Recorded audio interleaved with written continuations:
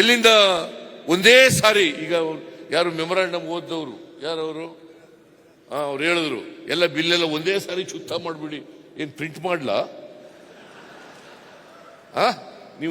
ನೀವು ಸುಳ್ಳು ಹೇಳಕ್ಕಾಗಲ್ಲ ನನ್ನ ಕೈನಲ್ಲಿ.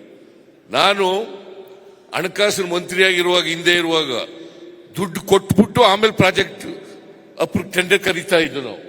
ಈಗ ನೀವು ದುಡ್ಡು ಇಲ್ದವರು ಟೆಂಡರ್ ಕರೆದು ಬಿಟ್ಟಿದ್ದಾರೆ, ಕೆಲಸ ಮಾಡ್ಬಿಟ್ಟಿದ್ದೀರಿ. ಯಾಕೆ ಮಾಡಿದ್ರಿ? ಗೌರ್ಮೆಂಟ್ ಹೇಳ್ತದೆ ಅಂತ ಕೇಳಬಾರ್ದ್ರಿ? ನಾನು ಹೇಳಿದ್ರು ಕೇಳಬಾರದು.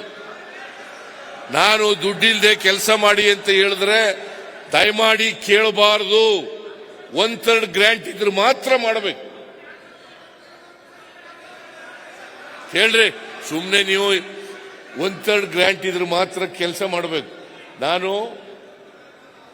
5 ವರ್ಷ ಹಣಕಾಸಿನ ಮಂತ್ರಿಯಾಗಿ ಈಗ 15ನೇ ಬಜೆಟ್ ಮಂಡಿಸಿದ್ದೀನಿ. ನಾನು ಯಾವತ್ತಾದ್ರೂ ಕೂಡ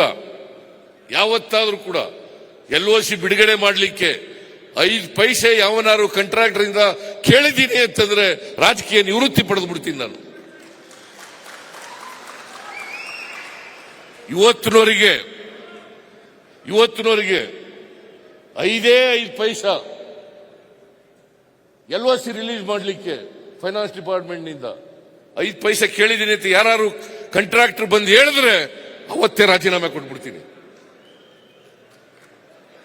ಯಾಕಾಗಿದೆ ಅಂತಂದ್ರೆ ಭ್ರಷ್ಟಾಚಾರ ಜಾಸ್ತಿ ಆಗಿದೆ.